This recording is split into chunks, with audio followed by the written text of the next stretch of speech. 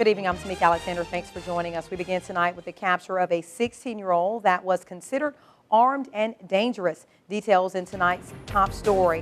16-year-old Brandon Kyle Evans has been captured, according to Sergeant Andy Norris with the Tuscaloosa County Sheriff's Office. Evans was captured by U.S. Marshals in Madison, Alabama.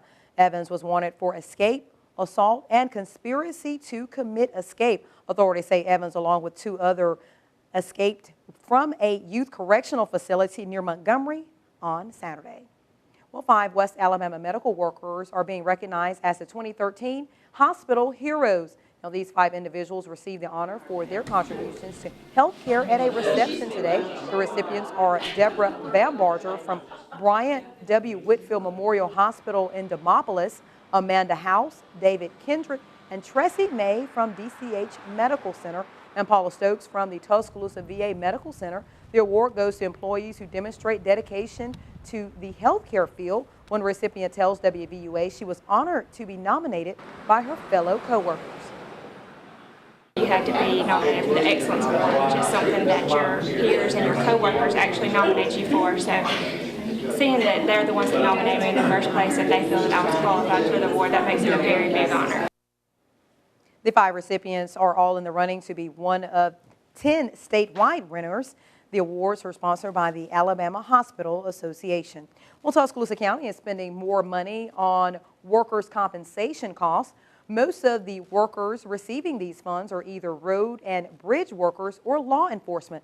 There were 43 accidents in the previous fiscal year, which is down from 2011. But the calls have increased 4 years in a row. Calls have more than doubled since the 08-09 fiscal year. That year, the county paid only $205,000, and the number of accidents was only 1 less than in the previous year. County Administrator Melvin Vines says this is mainly because of increased health care costs, but there is a way to keep the compensation costs lower. I think over time it's going to be rising, but we hope we can have a better year this year in terms of reducing the number of accidents, and we hope the severity will be lower, and that will reflect a lower cost to the county.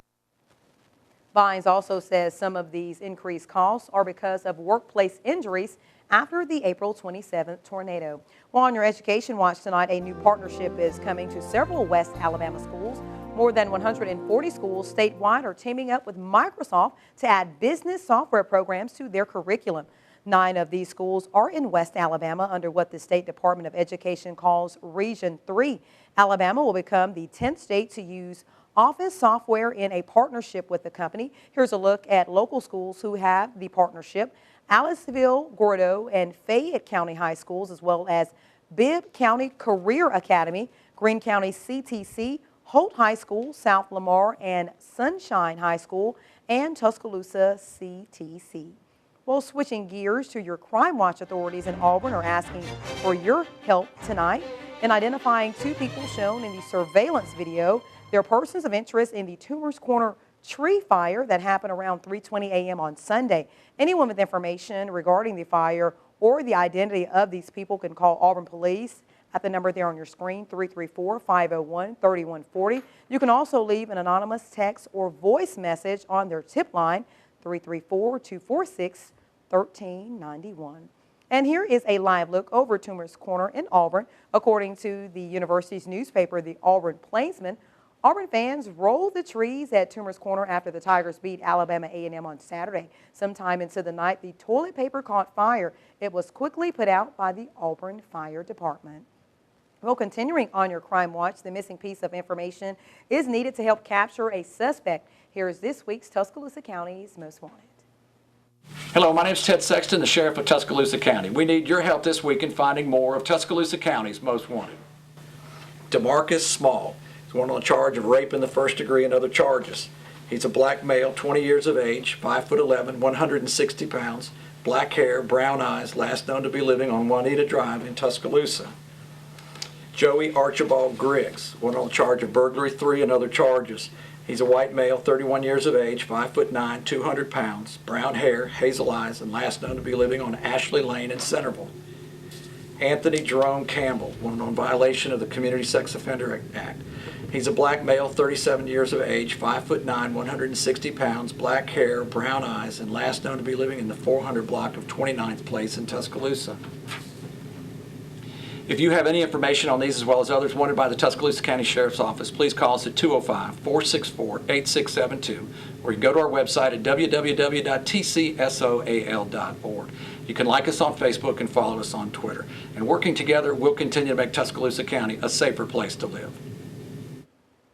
Turning now to the weather, let's get a first check on Alabama's home team forecast with Chief Meteorologist Richard Scott. Richard, another nice day out there today. Will the nice weather continue for Thanksgiving? Yeah, to make it really good weather expected tomorrow. So, by the way, good Wednesday night too. We're looking good tonight. Temperatures back in the upper 40s out there. 49 Tuscaloosa, Birmingham, and a little cool for this time of year, but overall, not that bad for a mid to late November night. Cloud cover wise, no clouds to deal with. We're rain free and cloud free tonight. That'll be the case for our Thanksgiving plans.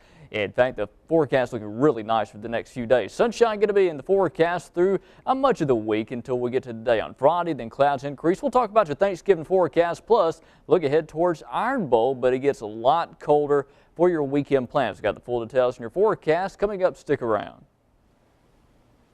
Thanks, Richard. Usually the first to roll into town are those who set up their RV camps, and these fans love to show their crimson pride. To some fans, game day may only mean football, but to RVers, it means much more. Bringing an RV to tailgate has become a culture of its own. Now let's take a look at some of the Iron Bowl events. Here's a look at what's happening. Iron Bowl weekend in Tuscaloosa. Tailgating set up on the quad starts at 6 p.m. Friday. Don't miss WVUA's Alabama Game Day Advantage with WVUA's Danny Salter Friday at 6:30.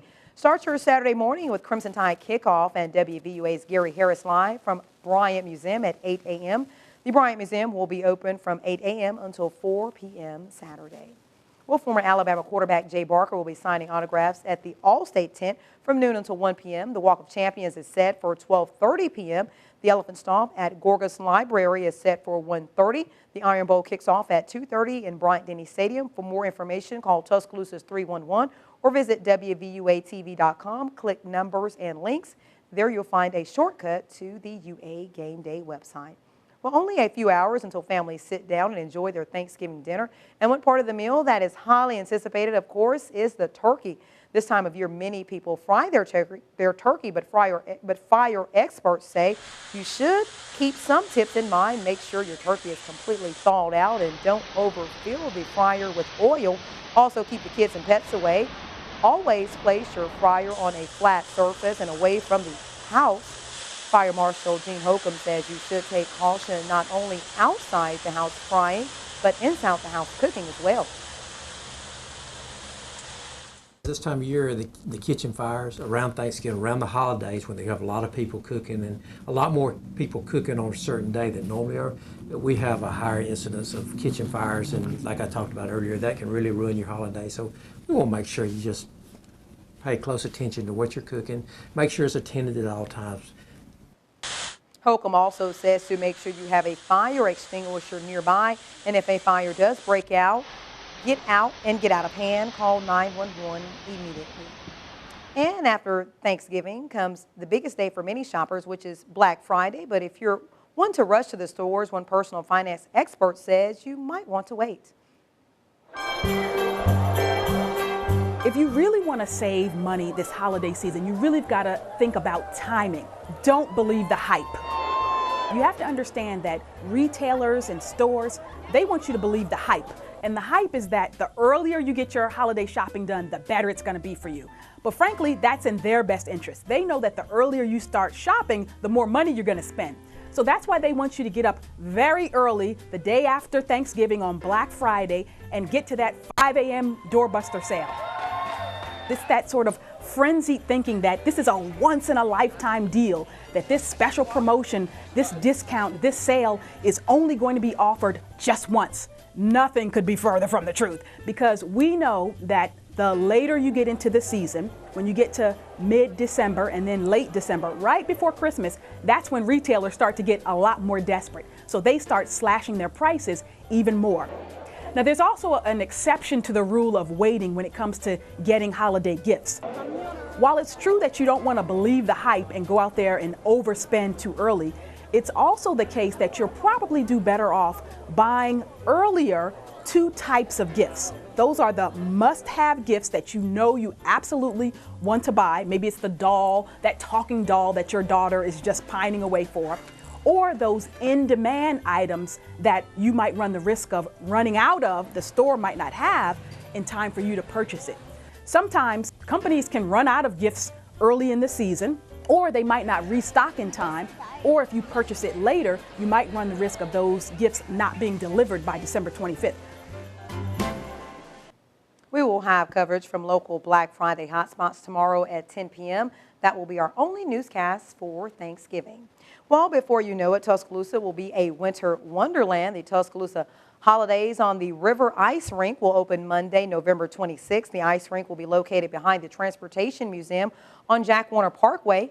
General skate admission is $10 for ages 12 and under and $12 for adults. On Saturdays, the Tuscaloosa River Market will have holiday movies and St. Nick himself. And speaking of the holidays, today is National Gingerbread Day. So from lattes to houses, it's time to celebrate. Gingerbread is actually steeped in history. The treat was first taken to Europe hundreds of years ago by an Armenian monk. He called it food that warms the soul. Most recipes call for ginger, honey, molasses, cloves, and cinnamon.